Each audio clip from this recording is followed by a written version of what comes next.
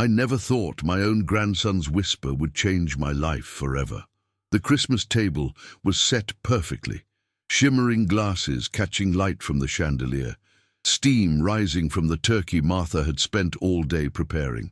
Everyone seemed happy, but when 8-year-old Noah leaned close, his small hand trembling against my arm, those 4 words sent ice through my veins. "Grandpa, leave now." Before we continue, make sure to subscribe to the channel and tell us in the comments where you're listening from. I'd always been close with Noah. Even at 8, he had an old soul, observant, thoughtful, the kind of kid who notices things adults think they're hiding. His mother Jenny, my daughter, always said he was just like me. 2 peas in a pod, she'd laugh when she caught us building model airplanes together in my workshop or discussing baseball statistics at the kitchen table. My son-in-law Greg had never approved of our bond. I'd seen the tightness around his eyes when Noah would choose to sit beside me at family gatherings, or when the boy would call me with questions about homework instead of asking his father. Small jealousies that I tried to overlook for the sake of family peace.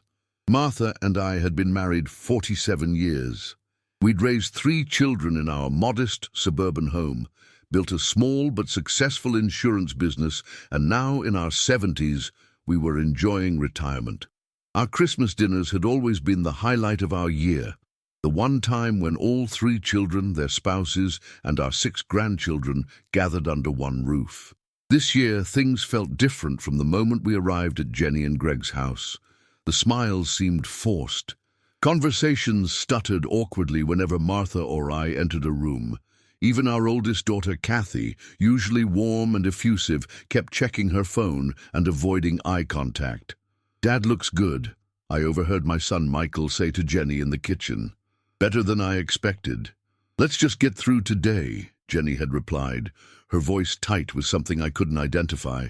I'd dismissed these moments as holiday stress, until Noah's whisper. "What do you mean, buddy?" I asked, keeping my voice low while the adults around us laughed too loudly at someone's joke. Noah's eyes darted toward his father, then back to me. "They're planning something bad. After dinner, I heard them talking when they thought I was playing video games." "What kind of bad thing?" I asked, my heart beginning to race. "About your money in your house. Dad said it's the only way since you won't listen to reason." Mom was crying. The room suddenly felt too warm, the Christmas carols playing softly in the background, discordant and wrong. I looked around the table at my family, these people I loved, who I thought loved me, and saw them with new eyes. The artificial cheerfulness, the careful way conversations had been steered away from topics like my health or living arrangements. "Dad, more wine." Michael appeared at my elbow, smiling too broadly. "I'm fine," I said, watching his expression carefully. There was relief when I declined. He didn't want me drinking too much. Keeping my wits dulled would make whatever they had planned easier. "How about some more turkey?" Jenny asked, already reaching for my plate. "Actually," I said, my mind racing, "I'm not feeling well. I think I should head home early." The reaction was immediate and telling. Alarm flashed across my children's faces. "But Dad," Jenny protested, "we haven't even had dessert." "Mum made your favorite apple pie." And we wanted to talk to you about something important," Michael added, exchanging glances with his wife Sarah. "Can't it wait?" I asked, watching their reactions. "I'm really not feeling well." "It's about your living situation," Greg said bluntly. "We've all been concerned." Martha squeezed my hand under the table. We'd been married long enough that she could read my tension, though she didn't yet understand its source. "What about our living situation?" she asked, looking bewildered. Jenny leaned forward. "Mom, Dad, we think it's time you considered moving somewhere, safer, with more support." "We're perfectly fine in our home," I said firmly. "Dad, you had that fall last month," Michael reminded me. "I'd slipped on a wet kitchen floor and bruised my hip. Nothing serious, but apparently they'd been cataloguing every minor mishap. And Mum forgot to turn off the stove last week," Kathy added. Martha's face flushed with embarrassment. "Once. I forgot once." We've found a really nice assisted living community, Sarah said, reaching for a glossy brochure from her purse. It's not far from us, and they have beautiful apartments. I felt Noah's small hand touch my arm again. The fear in his eyes confirmed what I was beginning to suspect. This wasn't just about our well-being. "And what happens to our house?" I asked quietly. The uncomfortable silence that followed told me everything. "Well," Greg finally said, "property values in your neighborhood have risen considerably. The equity would easily cover your expenses for years, with plenty left for your future needs." Translation: they wanted to sell our home and control our money. "We've already spoken with a lawyer," Jenny added, as if this were a selling point. "We can handle everything. You won't need to worry about a thing." I stood up slowly, steadying myself against the table. "Martha, we're leaving." "Dad, please," Michael began. "We're not finished discussing this," Greg said, his tone hardening.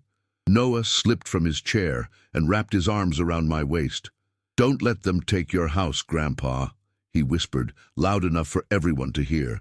The table fell silent as the adults realized their plans had been exposed by a child. "Noah, go to your room," Greg ordered. "No," I said firmly. "Noah stays. In fact, I think we should all hear exactly what Noah overheard, since he seems to be the only honest person at this table." Martha looked from me to our children, confusion giving way to hurt as she began to understand. "Greg said if you wouldn't agree, they'd have to get power of attorney," Noah said, his voice small but clear. "He said you were too stubborn to see you couldn't take care of yourselves anymore." "And what else?" I prompted gently. "That the house is worth a lot of money now, and it's just sitting there when you could be somewhere safer and—" he faltered, looking at his father. "And what, Noah?" I insisted. "And they could use some of that money too, because everyone has bills," he finished. I looked at my children, these adults I'd raised, supported through college, helped with down payments on their first homes. I'd never imagined they would conspire behind my back, using my supposed decline as justification for taking control of our assets. "Dad, Noah doesn't understand adult conversations," Jenny said quickly. "We're only thinking of what's best for you and Mom."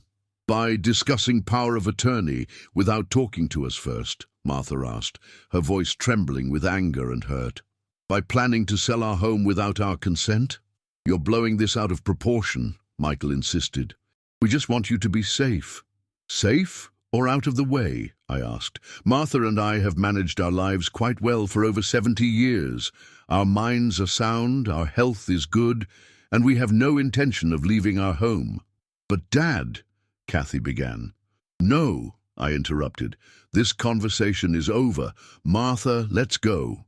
As we gathered our coats, the facade of family harmony completely shattered. Greg was furious, berating Noah for meddling in adult business. Jenny was in tears, alternating between apologizing and insisting they'd only had our best interests at heart. Michael and Sarah were already discussing how to approach this differently next time. Only Kathy seemed genuinely ashamed. "I told them this was wrong," she admitted quietly, as she helped Martha with her coat. "I'm sorry, Mom." In the car, Martha sat in stunned silence as I explained everything Noah had told me earlier. "How could they do this?" she finally asked, tears streaming down her face. "Our own children." "Greed," I said simply. "They see our house, our savings, and they want control. What do we do now?" "First, we call our lawyer in the morning. We need to make sure they can't get power of attorney or access to our accounts. And then," I thought about Noah, his courage, his loyalty. "Then we make some changes to our will." The next morning, we called our attorney, James Wilson, who had been a friend for decades. He listened with growing concern as we explained what had happened. "Unfortunately, I see this more often than you'd think," he said grimly. "Adult children getting impatient about their inheritance. Can they force us into assisted living?" Martha asked anxiously. "Not unless you're deemed incompetent by medical professionals, which you clearly aren't," James assured us. "But we should take steps to protect you anyway." We spent the next week securing our assets, updating our will, and establishing an irrevocable trust with explicit conditions. We also arranged for independent evaluations from 2 different geriatric specialists, both of whom confirmed we were fully capable of managing our own affairs. Our phones rang constantly, our children alternating between apologies, justifications, and increasingly desperate attempts to restart the conversation about our living situation. We answered none of them.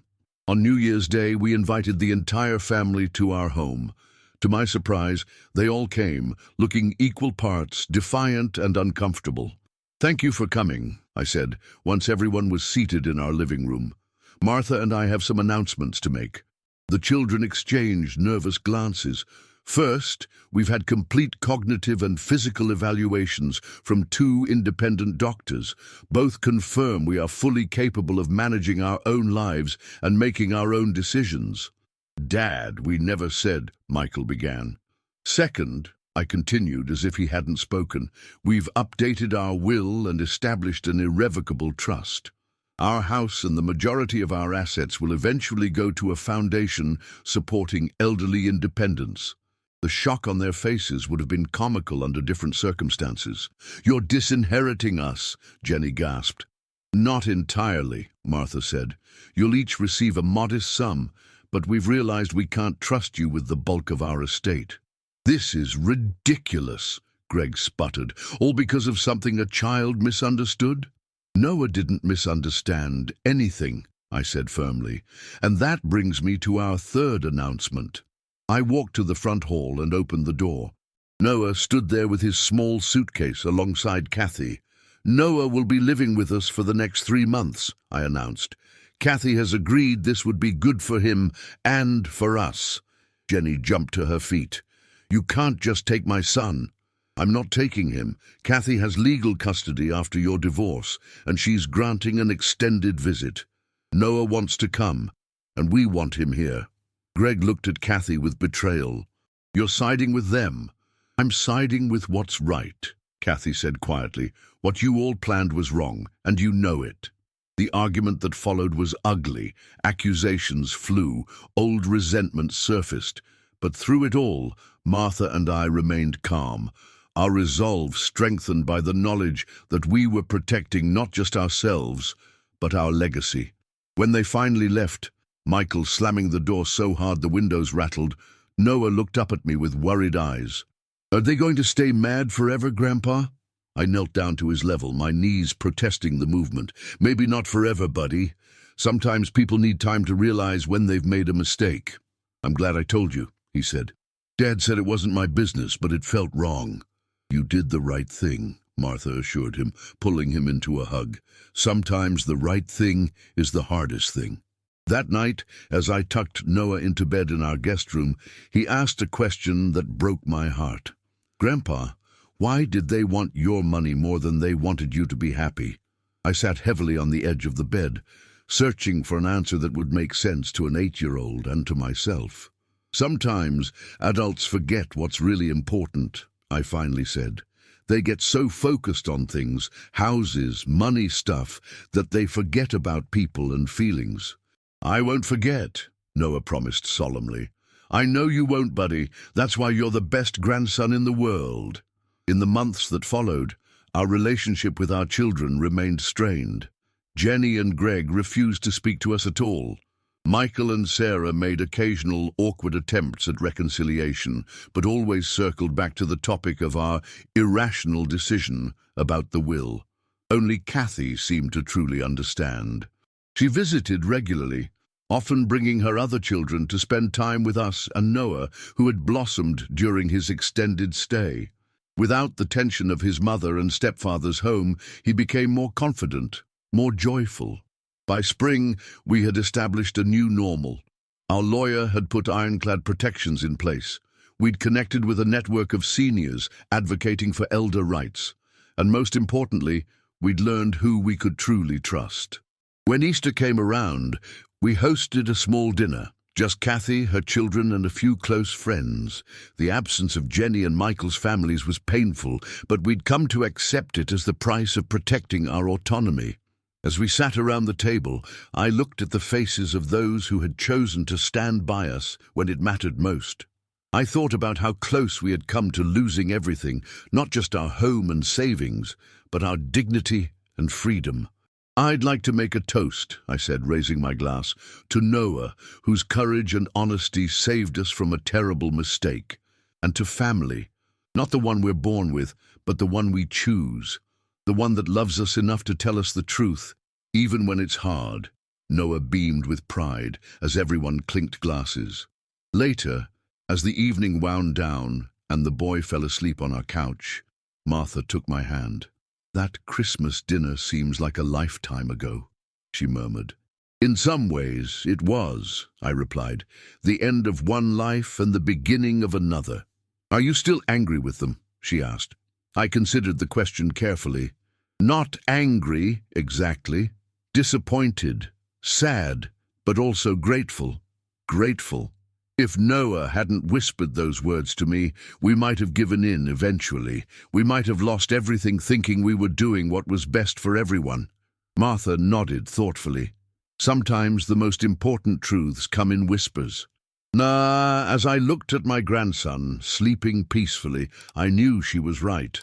The loudest voices aren't always the wisest.